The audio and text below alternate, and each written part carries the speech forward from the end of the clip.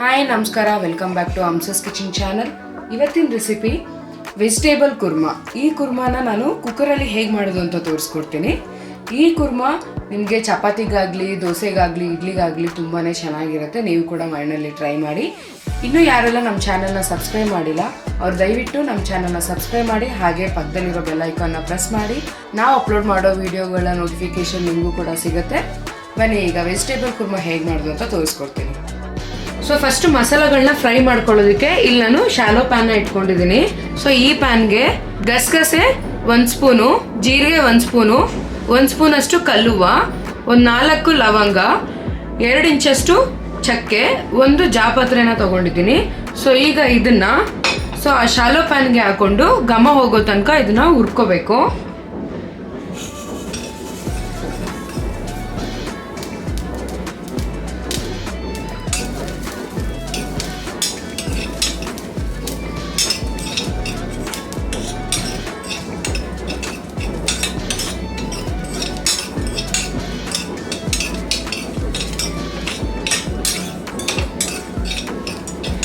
Low ಫ್ಲೇಮಲ್ಲೇ ಇದನ್ನೆಲ್ಲ ಹುರ್ಕೊಳ್ಳಿ.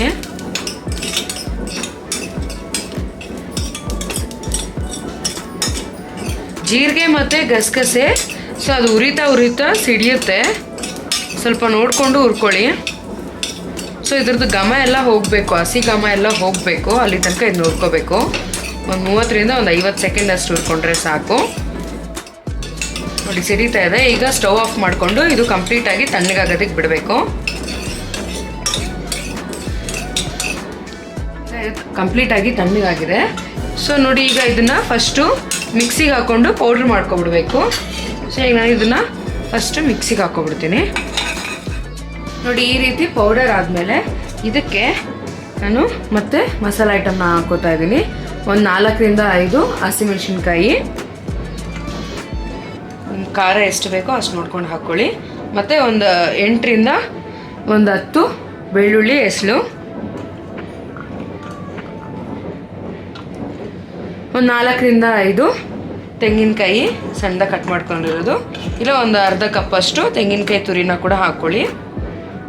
ಒಂದು ಅರ್ಧ ಸ್ಪೂನಷ್ಟು ಶುಂಠಿ ಪೇಸ್ಟ್ನ ಹಾಕೋತಾ ಇದ್ದೀನಿ. ಶುಂಠಿ ಪೇಸ್ಟ್ ಇಲ್ಲ ಅಂತಂದರೆ ನೀವು ಒಂದು ಅರ್ಧ ಇಂಚಷ್ಟು ಶುಂಠಿನ ಕೂಡ ಹಾಕ್ಕೊಳ್ಬೋದು.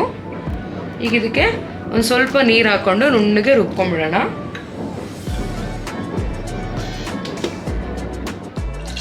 ಈಗ ನಾನೊಂದು ಕುಕ್ಕರ್ ಇಟ್ಕೊಂಡು ಅದಕ್ಕೆ ಒಂದು 3ರಿಂದ 4 ಸ್ಪೂನಷ್ಟು ಎಣ್ಣೆ ಹಾಕ್ಕೊಂಡಿದ್ದೀನಿ. ಎಣ್ಣೆ ಕಾದಿದೆ. ಈಗ ಇದಕ್ಕೆ ಒಂದು ಅರ್ಧ ಸ್ಪೂನಷ್ಟು ಜೀರಿಗೆ ಹಾಕೋತಾ ಇದ್ದೀನಿ.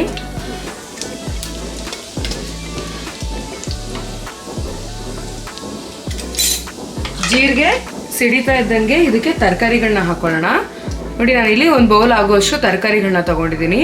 ಕ್ಯಾರೆಟು, ಬೀನ್ಸು, ನವಿಲುಕೋಸು, ಆಲೂಗಡ್ಡೆ ಮತ್ತು ಬಟಾಣಿ, ಒಂದು ಸ್ವಲ್ಪ ಅವರೆಕಾಯಿ ಬೇಳೆನೂ ಕೂಡ ತೊಗೊಂಡಿದ್ದೀನಿ. ಸೊ ಇದೆಲ್ಲ ಒಂದು ಬೌಲ್ ಆಗುವಷ್ಟು ನಾನು ತೊಗೊಂಡಿದ್ದೀನಿ.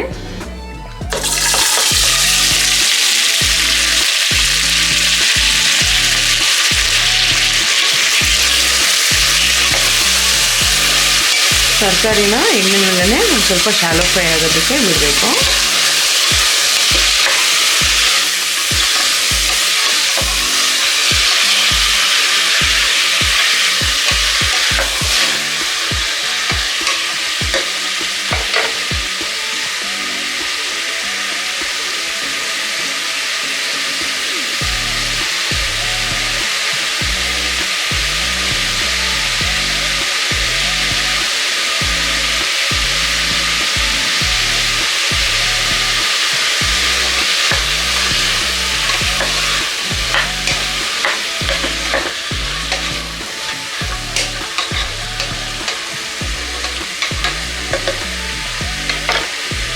ನೋಡಿ ಈ ರೀತಿ ಫ್ರೈ ಆಗ್ತಿದ್ದಂಗೆ ಇದಕ್ಕೆ ನಾವು ಆಲ್ರೆಡಿ ಮಸಾಲೆ ರುಬ್ಬಿ ಇಟ್ಕೊಂಡಿದ್ರಲ್ಲ ಅದನ್ನು ಹಾಕ್ಕೊಳ್ಳೋಣ.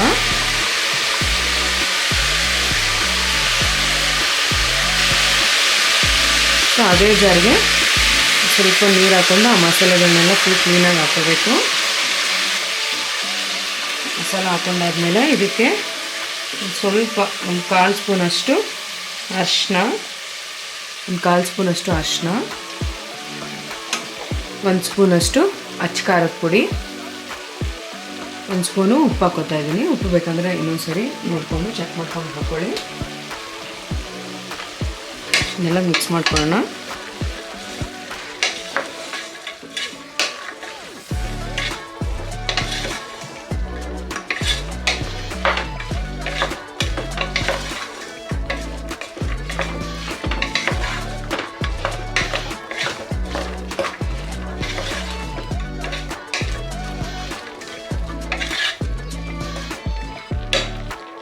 ಈ ರೀತಿ ಮಿಕ್ಸ್ ಮಾಡ್ಕೊಂಡಿದ್ದಾದ್ಮೇಲೆ ಇದಕ್ಕೆ ನಿಮ್ಗೆ ಎಷ್ಟು ಬೇಕೋ ಅಷ್ಟು ನೀರು ಹಾಕೊಳ್ಳಿ.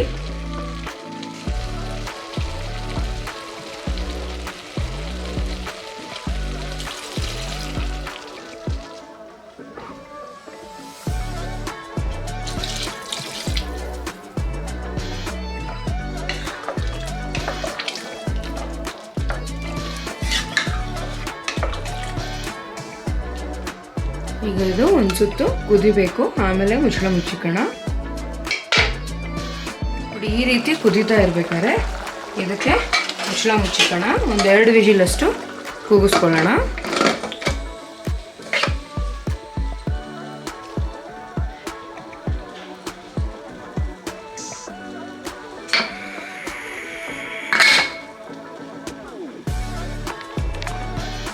ಒಂದೆರಡು ವಿಜಿಲಷ್ಟು ಕೂಗಿಸ್ಕೊಂಡು ಕಂಪ್ಲೀಟಾಗಿ ಅದು ತಣ್ಣಗಾಗೋ ತನಕ ಬಿಡೋಣ. ನೋಡೋದಲ್ಲ ಎಷ್ಟು ಈಸಿ ಆ್ಯಂಡ್ ಕ್ವಿಕ್ಕಾಗಿ ವೆಜಿಟೇಬಲ್ ಕುರ್ಮಾ ಹೇಗೆ ಮಾಡೋದು ಅಂತ ತೋರಿಸ್ಕೊಟ್ಟಿದ್ದೀನಿ.